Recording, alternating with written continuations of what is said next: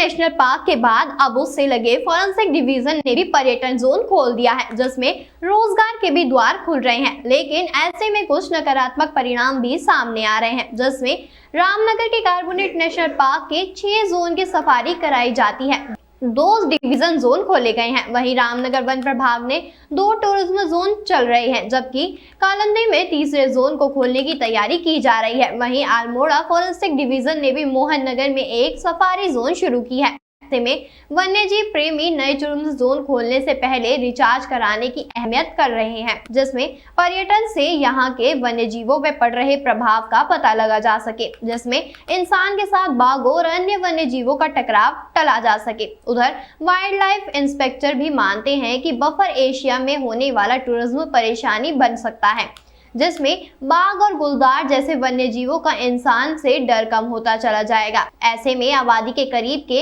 यह जीव इंसान के लिए मुश्किलें खड़ी कर सकती हैं। देखिए, जो ये जो संरक्षित क्षेत्र हैं उसके आसपास जो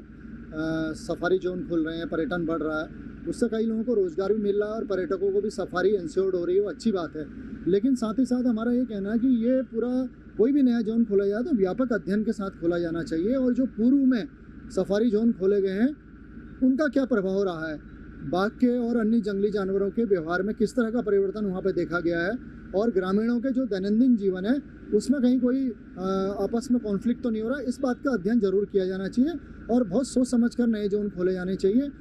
सिर्फ क्योंकि जो ये जोन खुल रहे हैं, मेरा ये मानना है कि इसकी बजाय जो ऑलरेडी जोन है वहाँ पर भी हम संख्या बढ़ाकर पर्यटन को बढ़ावा दे सकते हैं। देखिए, जितने भी जो नए टूरिज्म जोन खोले जा रहे हैं वो अधिकतर बफर क्षेत्र में खोले जा रहे हैं, और जब कॉर्बेट में खास तौर से बाघ की आबादी बढ़ती है तो वो या बफर क्षेत्र में मूव करता है या फिर टेरिटोरियल डिवीजन्स चाहे तराई हो या रामनगर डिवीजन की तरफ मूव करता है या अल्मोड़ा की तरफ जाता है। तो जब उसमें नए टूरिज्म जोन खोले जा रहे हैं तो उसमें इस चीज़ का ध्यान रखना पड़ेगा कि जो मानव के साथ उसका जो जब दखल बढ़ेगा तो उसका मानव जो भय होता है वो जाता रहता है, जिससे हो सकता है कि वो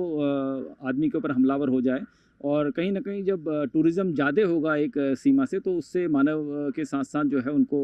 खलल पड़ सकता है, उनके व्यवहार में परिवर्तन आ सकता है, कहीं ना कहीं डिस्टर्बेंस बढ़ सकती है। तो मुझे लगता है इसको रेगुलेटेड किए जाने की ज़रूरत है, उसमें एक संख्या और समय का जो है ध्यान रखना ज़रूरी है।